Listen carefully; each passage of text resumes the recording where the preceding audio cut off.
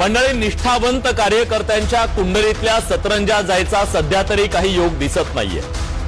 कारण आयाराम गयारामांच्या कुंडलीतला गुरु आणि शुक्र इतका मजबूत आहे की त्यांनाच या राजयोग आहे असं राजकीय पंडितांना वाटतंय।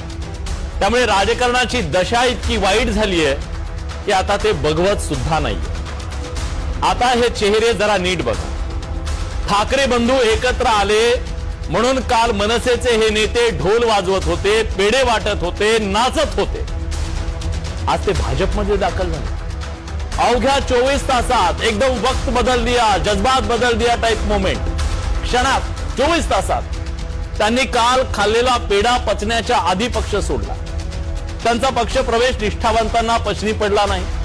कारण गोदेला पूर यावा तसा नाशिक भाजपमध्ये इन्कमिंगचा महापूर आलाय। निष्ठावंत धास्तावलेत। भगीरथ बनलेल्या गिरीश महाजनांना रोखण्यासाठी काही निष्ठावंत आडवे झाले। आमदार फरांदेंनी विरोध दर्शवला।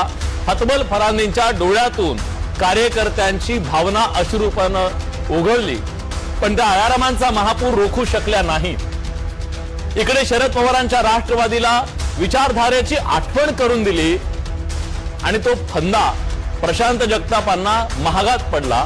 त्यांना पक्ष सोडावा लागला। एक वेळ निष्ठावंत सोडू पण सत्तेतल्या अजित पवारांना सोडणार नाही हा मेसेज गेला।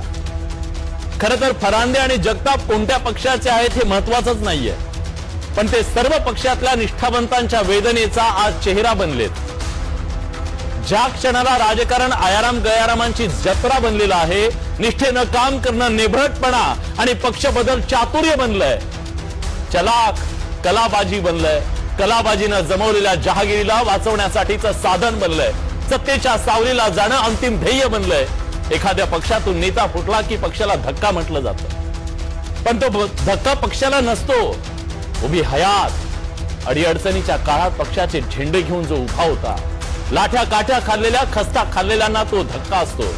तुम्हाला माहिती आहे आयराम गयाराम या शब्दाचा उगम हरियाणात झाला, पण आज परिस्थिती अशी आहे की तो लोकांना मराठी शब्द बनतो।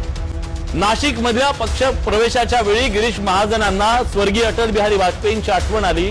ते म्हणाले अटलजींचा पक्ष वटवृक्ष झाला। खरं बोलले। आज अटलजींची जयंती आहे। हे खरं आहे की ते म्हणाले तसं अंधेरा छटेगा कमल खिलेगा, सगळं खरं झालं, पण त्यांच्या त्या भाषणाची सुद्धा आज आठवण नक्की होते या महाराष्ट्राला, देशाला, ज्यात त्यांनी सत्तेचं तत्व सांगितलं होतं। पार्टी तोड़कर सत्ता के लिए नया गठबंधन करके अगर सत्ता हाथ में आती है तो मैं ऐसे सत्ता को चिमटे से भी छूना पसंद नहीं करूं।